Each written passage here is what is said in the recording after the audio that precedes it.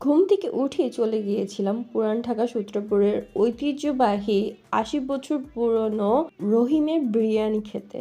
তো যেমন কথা তেমন কাজ। তো ভোরবেলা আপনাদের ভাইয়াকে নিয়ে আমি আর সাথে আমাদের একটা প্রিয় ভাইয়াকে নিয়ে আমরা চলে যাই আমাদের গন্তব্যস্থানে। আলহামদুলিল্লাহ সব কিছু মিলিয়ে আমরা পৌঁছিয়ে দেখি সেখানে ভীষণ ভিড়, বসার একটুও সিট ছিল না। আর আমরা লাস্টলি দাঁড়িয়ে খাওয়া দাওয়া করে স্টার্ট করে দিয়েছিলাম, কারণ সিটের অপেক্ষা করলে আমাদের খাওয়াটাই হতো না। এত কম টাইমের ভিতরে খাবার শেষ হয়ে যাচ্ছিল।